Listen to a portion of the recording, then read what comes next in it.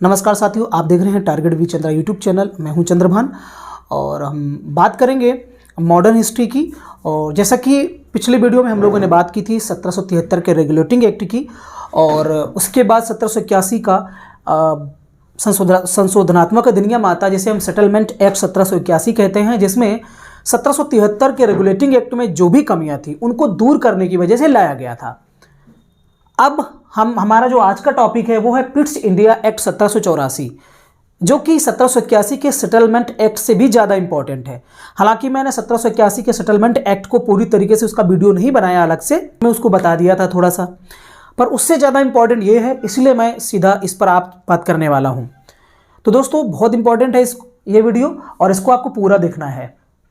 तो हम बात करेंगे पिट्स इंडिया एक्ट की, और पिट्स इंडिया एक्ट में जानेंगे कि इस एक्ट की पृष्ठभूमि क्या है,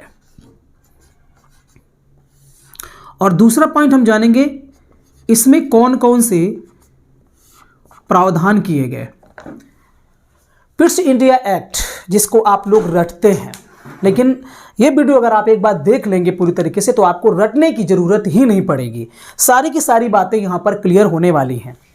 तो हम पहले बात करेंगे पृष्ठभूमि की, इसका क्या बैकग्राउंड है। ठीक है, जैसे कि आप सभी को ज्ञात है कि ये जितने भी एक्ट या अधिनियम लाए जा रहे हैं, उन सभी अधिनियमों का सबका एक ही उद्देश्य था। वो उद्देश्य ये था कि कैसे भी करके जो ईस्ट इंडिया कंपनी है उस पर नियंत्रण स्थापित करना। और ये नियंत्रण स्थापित करने का जो काम है वो 1773 के रेगुलेटिंग एक्ट से शुरू हो जाता है, और धीरे धीरे धीरे धीरे कहते हैं ना, नकेल कसना, तो वैसे ही ब्रिटिश ईस्ट इंडिया कंपनी पर धीरे धीरे ब्रिटिश सरकार का नियंत्रण हर एक अधिनियम में स्टेप बाय स्टेप बढ़ता चला जाएगा। और एक समय ऐसी स्थिति आती है 1858 के समय में, जब पूरी तरीके से ईस्ट इंडिया कंपनी की जो शक्तियां हैं वो ब्रिटिश सरकार या ब्रिटिश ताज के अधीन हो जाती हैं। तो ये धीरे धीरे नियंत्रण जो है वो बढ़ता रहता है। और इसमें कौन कौन से प्रावधान किए गए, कैसे किए गए, उसकी हम लोग आज बात करेंगे। पृष्ठभूमि में कुछ और जान लेते हैं, जैसे कि पिट्स इंडिया एक्ट के पहले भी एक बिल लाया गया था।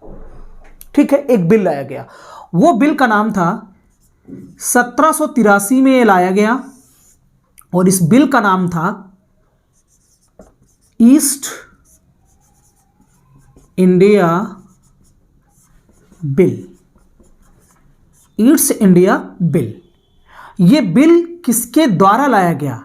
होता है ना कि संसद में कोई एक व्यक्ति कोई एक विधेयक को इंट्रोड्यूस करता है, उसको रखता है संसद के पटल पर। वैसे ही ब्रिटिश पार्लियामेंट में वहां की पटल पर एक व्यक्ति थे जिन्होंने भारत के लिए जो कानून बनाना था उससे संबंधित प्रस्ताव ब्रिटेन की संसद में रखा था। उस बिल का नाम था ईस्ट इंडिया बिल 1783। अब ये रखते कौन है? वे व्यक्ति थे जेम्स फॉक्स। अब ये जेम्स फॉक्स कौन थे?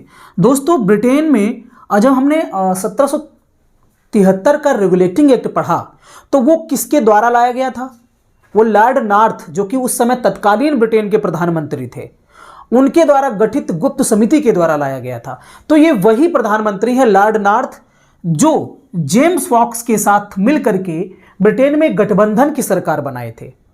तो जेम्स फॉक्स ने ये लेकर के आए थे 1783 का ईस्ट इंडिया बिल, और ये बिल जो है वो पारित नहीं हो सका, अर्थात ये बिल था और बिल बनकर के ही समाप्त हो गया।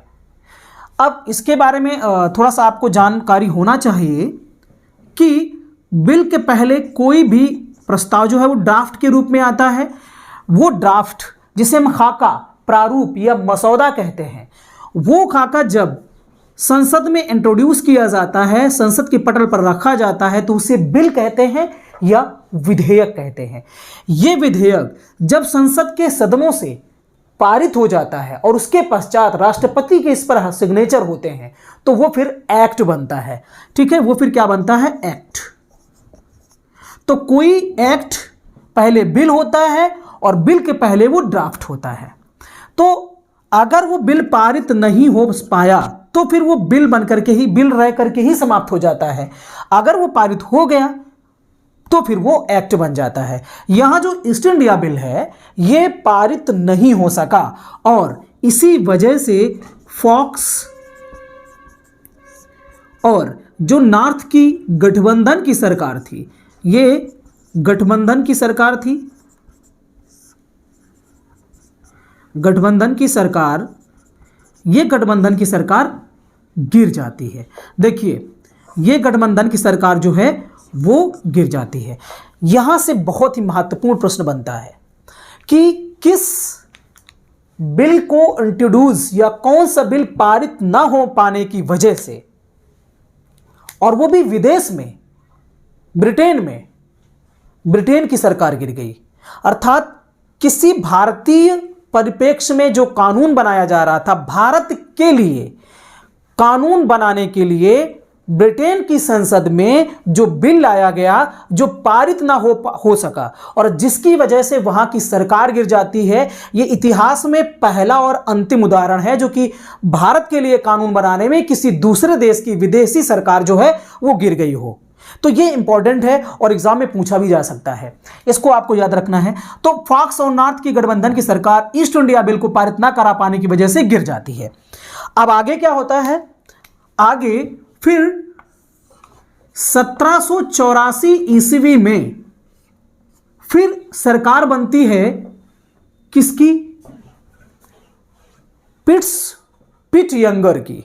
उन व्यक्ति का नाम था विलियम पिट यंगर। तो विलियम पिट यंगर ने एक बिल वो संसद में लाते हैं जो पारित भी होता है, अर्थात वो एक्ट बनता है और इसे ही हम नाम देते हैं पिट्स इंडिया एक्ट 1784। चूंकि 1784 में पारित हुआ तो देखिए यहां ये बिल बन करके ही समाप्त हो गया, जबकि ये बिल पारित हो जाता है। और ये किसके द्वारा लाया गया था, विलियम पिट यंगर, जो कि ब्रिटेन के उस समय प्रधानमंत्री थे, इनकी सरकार बनती है और यह बिल पारित भी हो जाता है। भारत के लिए कानून बनाने के लिए ये जो एक्ट लाया गया, जो बिल लाया गया, वो पारित हुआ, जिसे पिट्स इंडिया एक्ट कहते हैं। और इसे इंट्रोड्यूस करने वाले, इसे लाने वाले, संसद की पटल पर रखने वाले व्यक्ति थे विलियम पिट यंगर, जो कि उस समय ब्रिटेन के तत्कालीन प्रधानमंत्री थे। ओके, तो ये जो है थोड़ा सा इसका बैकग्राउंड है पिट्स इंडिया एक्ट 1784 का, जिसे हमें जानना चाहिए। अब हम आगे बात करते हैं कि इसमें कौन कौन से प्रावधान किए गए जो कि एग्जाम की दृष्टि से बहुत महत्वपूर्ण है। तो आइए आगे हम लोग बात करते हैं। हम बात करते हैं इसके प्रावधानों की, क्या क्या प्रावधान इस अधिनियम के द्वारा किए गए। देखिए प्रावधानों की बात करेंगे हम। प्रावधान देखिए, सबसे पहली बात, सबसे पहला काम तो यह किया गया कि कंपनी से कहा गया कि आपका काम व्यापार करना है, ना कि विस्तार करना। तो एक तो आप ये याद रखिए कि इनसे कहा गया कि आपका काम क्या है, कंपनी का काम क्या है, व्यापार। ठीक, कंपनी का काम व्यापार है, ना कि विस्तार, ना कि विस्तार। एक तो प्रावधान ये किया गया और इसके साथ साथ एक द्वैध शासन की तरह एक संरचना हमें देखने को मिलती है, जिसे हम समझते हैं कैसे। किया क्या गया कि कंपनी के कामों को बांट दिया गया। देखिए जैसे कि हमने पढ़ा था कि पहले बना था COD, कोर्ट ऑफ डायरेक्टर, जिसे हम निदेशक मंडल नाम कहते थे, और यही मुख्य रूप से ब्रिटिश ईस्ट इंडिया कंपनी थी। इससे कहा गया कि आपका काम सिर्फ क्या है, व्यापार करना, अर्थात आप सिर्फ व्यापारिक काम ही देखिए, उससे ज्यादा नहीं, क्योंकि पहले भी कहा गया कि व्यापार करना ही आपका काम है, ना कि विस्तार करना। इधर क्या किया गया कि एक बोर्ड ऑफ कंट्रोल का गठन किया गया। किसका? बोर्ड ऑफ कंट्रोल का, नियंत्रक मंडल। और इस बोर्ड ऑफ कंट्रोल से कहा गया, इसको कौन कौन से काम दिए गए कि आपका काम राजनीति है करना है, आपका काम सेना को देखना है, आपका काम राजस्व को देखना है। तो जो मुख्य मुख्य काम थे कि राजनीति से संबंधित, सेना से संबंधित, टैक्स वसूलने से संबंधित, राजस्व से संबंधित, ये सारे काम जो हैं वो बोर्ड ऑफ कंट्रोल को दे दिए गए। और ये बोर्ड ऑफ कंट्रोल, ये जो बोर्ड ऑफ कंट्रोल है, इसमें कुल मिलाकर के 6 सदस्यों को रखा गया। तो 6 सदस्यों से मिलकर के बोर्ड ऑफ कंट्रोल बना था।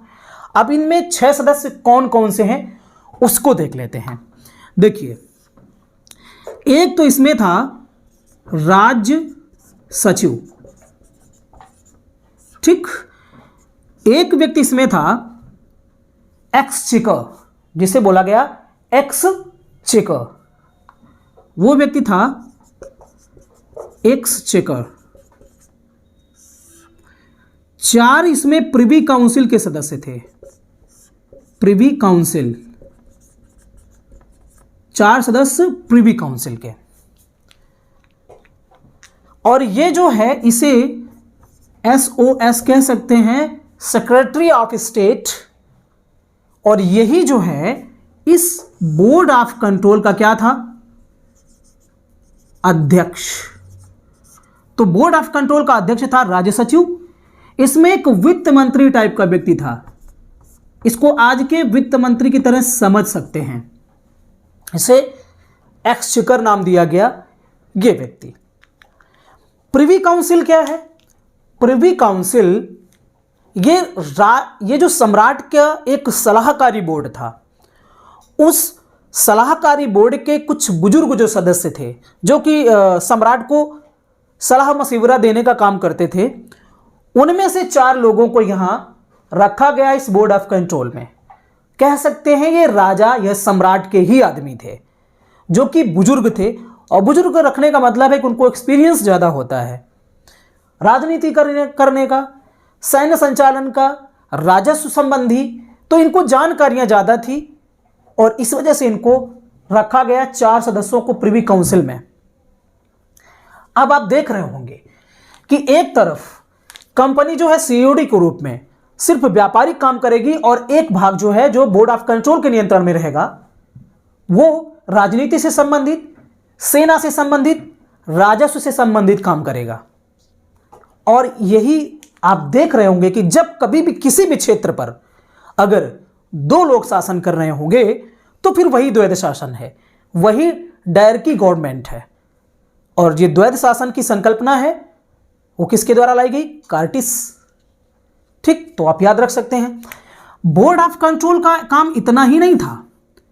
बोर्ड ऑफ कंट्रोल, हाँ, बोर्ड ऑफ कंट्रोल की बिना अनुमति के गवर्नर जनरल किसी भी देशी नरेश या राजा को सफलता का उसको मदद या का आश्वासन नहीं दे सकता था और ना ही किसी देशी नरेश के ऊपर आक्रमण कर सकता था। अर्थात गवर्नर जनरल बिना बोर्ड ऑफ कंट्रोल की अनुमति के किसी भी भारतीय राजा के ऊपर आक्रमण नहीं कर सकता और ना ही उसे यह आश्वासन देगा कि हम तुम्हारी इतनी मदद कर देंगे। अगर ऐसा करता है तो उसे बोर्ड ऑफ कंट्रोल से अनुमति लेनी पड़ेगी। और बोर्ड ऑफ कंट्रोल का जो अध्यक्ष था राज्य सचिव, यह पूरी तरीके से सम्राट के अधीन था। तो कह सकते हैं यहां से हमें यह देखने को मिल रहा है कि कैसे कैसे कंपनी से जो शक्तियां हैं वो छीनी जा रही हैं। तो एक काम तो यहां पर यह किया गया, मोस्ट इंपॉर्टेंट है, इसको आप जानते रहिए, ठीक।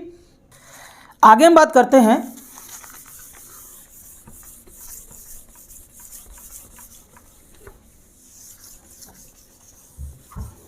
आगे क्या व्यवस्था की गई।